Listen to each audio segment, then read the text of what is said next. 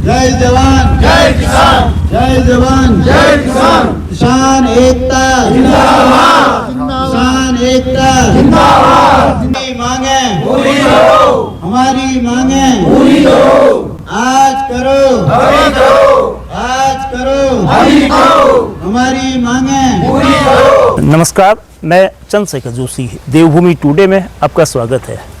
सभी को वर्ष 2026 की बहुत बहुत शुभकामनाएं। नया साल का आज आगाज़ हुआ है और पहले दिन चंपावत के कलेक्ट्रेट में नए साल का आगाज़ आंदोलन से हो रहा है। आंदोलन किसानों का है। चंपावत जिले का दूरस्थ ब्लॉक है पार्टी, नैनीताल सीमा से लगा हुआ ब्लॉक है पार्टी। उस ब्लॉक के अलग अलग स्थानों से किसान आए हैं और बल्कि पार्टी से लगे हुए चंपावत क्षेत्र के भी इसमें काफ़ी किसान हैं। पहले दिन जो आंदोलन हो रहा है, ये क्यों हो रहा है, ऐसी नौबत क्यों आई, आंदोलन के अगुवा है नरेंद्र उत्तराखंडी बताएंगे। लेकिन किसानों का ये आंदोलन पहली बार नहीं हुआ है। ठीक एक साल पहले वर्ष 2025 में भी ये आंदोलन हुआ था। 52 दिन आंदोलन चला था। मार्च के पहले हफ्ते से शुरू आंदोलन 52 दिन चला। 3 मांगें थी। उस वक्त किसानों की अपनी समस्याएं थी। बीमा क्लेम को लेकर था, जो नुकसान होता है फसल का, उसकी भरपाई का मामला था। इसके अलावा जो बकायेदारी, जो कर्ज से संबंधित प्रकरण थे और समिति में जो दूबड़ की जो साधन सहकारी समिति थी, उसमें जो गड़बड़ियां हैं, उसमें जो अनियमितताएं हैं, उसके जांच की मांग को लेकर आवाज़ उठाई थी नरेंद्र उत्तराखंडी के नेतृत्व में। आंदोलन लंबा चला था और उसके बाद प्रशासन ने एक जांच कमेटी बनाई, मुकदमा भी दर्ज हुआ। लेकिन आगे क्या हुआ कि किसान उससे क्यों सहमत नहीं है, क्यों संतुष्ट नहीं है। और आज वर्ष 2026 के पहले दिन करीब 30 किलोमीटर से अधिक दूरी से चलकर वे कलेक्ट्रेट मुख्यालय क्यों आए हैं, सीधे आंदोलनकारियों के मुखियाओं से जानते हैं। उत्तराखंडी जी, आपका नए साल में बहुत स्वागत है। लेकिन ये नया साल और पहला दिन के अभी शुरुआती घंटों में ही आंदोलन की नौबत क्यों आई है? क्या ऐसी नौबत आई कि आप लोग आज अपने क्षेत्र से दूसरे ब्लॉक से इस जिला मुख्यालय में आने को मजबूर हुए हैं? जैसा कि आपने कहा कि हमें दोबारा नौबत क्यों आई, क्योंकि हमने 3 सूत्रीय मांगों को लेकर टाक खंदक में 52 दिन तक एक आंदोलन चलाया था। दूबड़ बहुउद्देशीय साधन सहकारी समिति लिमिटेड, मुख्यालय टाक खंदक, विकासखंड पार्टी चंपावत का। तो उन 3 सूत्रीय मांगों पर जो हमारे जिला प्रशासन के द्वारा कार्रवाई की गई थी, एसआईटी जांच के लिए एसआईटी का गठन किया गया था। लेकिन एसआईटी ने क्या जांच की और किन किन लोगों को उसमें सम्मिलित किया जांच में? घोटाले में क्या एक ही व्यक्ति जयराम सचिव था या और लोग भी थे? तो ये हमारे पास पुख्ता उसका कोई लिखित में, हम किसानों की जो आंदोलनकारी कमेटी थे उसके बाद कोई प्रमाण नहीं आया, इसलिए हम उसका एक प्रमाण चाह रहे हैं। क्योंकि एसआईटी में अगर 90 दिन के अंतर्गत उसकी जांच अगर वो एसआईटी नहीं करती है तो उसको जमानत मिलने का एक प्रावधान है उसमें। 90 दिन के से ज़्यादा अगर देरी कर देती है एसआईटी, तो क्या पता उसको ये जमानत मिली हो 90 दिन की देरी के बाद ही मिली हो।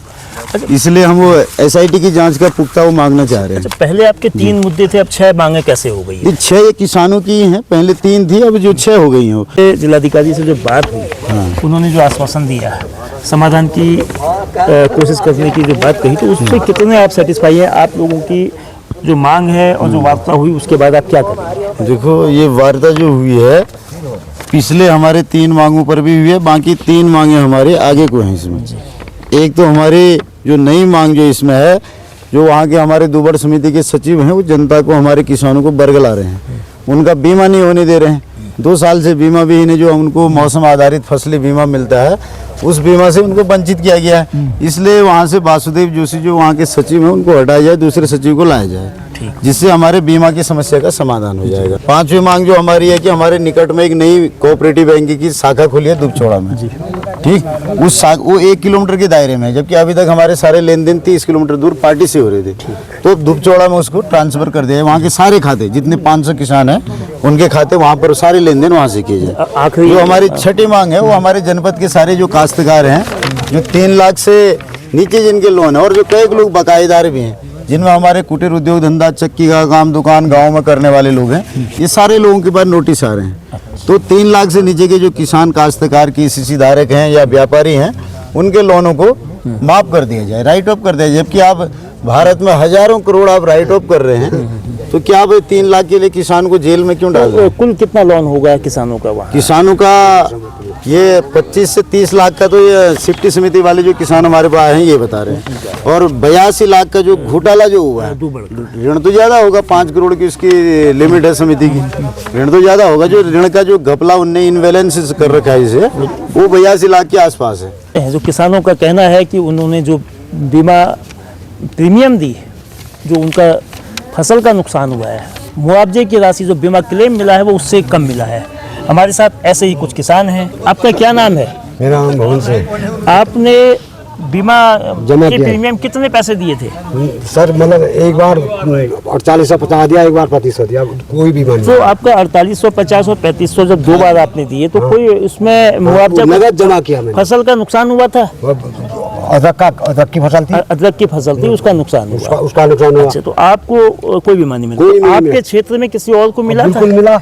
अच्छा, क्षेत्र में औरों को मिला है, हाँ। आपको नहीं मिला है। मुझे नहीं मिला। तो आपने भी बीमा की कराया था? मैंने फसल? भी बीमा कराया था। अच्छा, कितनी प्रीमियम दी थी? कितना 5,000 रुपया। ये कब दिया था? ये 2025 में। 2025 में। तो 25 में। कौन सी फसल बोई थी और नुकसान हुआ था? तो नुकसान होने पे कुछ मिला? वो अदरक थी हमारी। अच्छा, कोई नुकसान, पूरा नुकसान हुआ, पूरा सारा नुकसान है। तो कितना पैसा मिला है? कुछ 4,000 रुपया आया है खाते में। 5,000 रुपया, 4850। हाँ, अच्छा, 4,000 कुल आया है। कुल 4,000। 5,000 बीमा दिया है। 5,000 बीमा दिया। और फसल का नुकसान मतलब कितने बड़े एरिया में बोया था? करीब होगा आधा हेक्टेयर होगा। आधा हेक्टेयर। अच्छा, यहाँ और भी कोई किसान है ऐसे जो प्रीमियम जिनकी ज़्यादा गई है और बीमा राशि कम मिली? सर मेरे साथी हुआ है ऐसा। आपका क्या नाम है? मेरा नाम श्याम सिंह बोहरा। अच्छा, तो आपने कितना प्रीमियम दिया? कौन सी फसल थी? कितना बीमा मिला? सर मैंने शुरू वाला बीमा निकाला था, वो पैसा मैंने चुकत करा दिया था। बीमा वाली बात है यार। एक मिनट वो भी बताऊंगा। उसके बाद उसने मेरे को 6 महीने के अंदर फिर दूसरा लोन दिला दिया, जिसमें मेरी पहली सारी रकम दे दी थी। उसके बाद उसने 50 जमा कर दिए। 48,750 रुपये का घोटाला मेरे ऊपर डाल दिया। अच्छा, उसका ब्याज सहित बन गया सर, एक 95 वगैरह दिला के, और एक 49,750 बकाया, और 1 लाख वो ले रखी है, और 1.5 लाख के आसपास वो बना के मेरे ऊपर उसका बन गया 1,83 के लमसम बन गया। अच्छा। उसका ब्याज पड़ गया सर मेरे को 65,837 रुपया, वो जो कि मैंने चुकती भी करा दिया। और उसके बावजूद परसों मैंने पूछा तो कहते हैं कि भाई तुम तो अनुशासन वाले हो, हम तुम्हारा कुछ नहीं करेंगे। मैंने कहा करना भी नहीं चाहता हूँ, जैसे मेरे साथ धोखाधड़ी की है। अगर मैंने पहले पेमेंट नहीं दी होती तो दूसरा लोन मेरे को कैसे दिलाएंगे? अच्छा। उसके बावजूद मैंने ये अदरक के लिए निकाला था सर, 4500 रुपये का एक चेक बीमे के? हाँ जी, पैसे दिए, और ना तो वो जमा किया, ना उसकी कोई रसीद आई। अच्छा, बीमा प्रीमियम का पैसा जमा नहीं किया तो हाँ जी। किसको दिया था आपने? मैंने जयराम के, अच्छा, ये हाँ कौन से साल की बात है? ये सन 2021 की बात है। 2021 की। हाँ जी। अच्छा, उसके बावजूद फिर मेरे को ब्याज ही पड़ गया, तो 65,837 रुपये ये 27 फरवरी को जमा करके आया था। 27 फरवरी को। फिर 4 तारीख से हमने मार्च धरना स्थल में तब स्थित हुए। इस देश में जय जवान जय किसान के नारे लगते हैं, जय जवान जय किसान जय विज्ञान के नारे लगते हैं, लेकिन जो किसानों के मुद्दे हैं, किसानों की समस्या है, उसको लेकर किसानों की जो मौजूदगी वर्ष 2026 के पहले दिन है, एक आंदोलन के रूप में 6 सूत्री मांगों को लेकर, उन मांगों की सुनवाई क्यों नहीं हुई? पिछले साल 52 दिन का आंदोलन हुआ, तब 3 मांगें थी। किसान कर्ज को लेकर असमंजस में है, उन्होंने कितना कर्ज लिया, कितना चुकाया, उनके बीमा प्रीमियम का क्या हुआ, प्रीमियम जमा करने के बाद उनको नुकसान होने पर भरपाई क्यों नहीं हुई?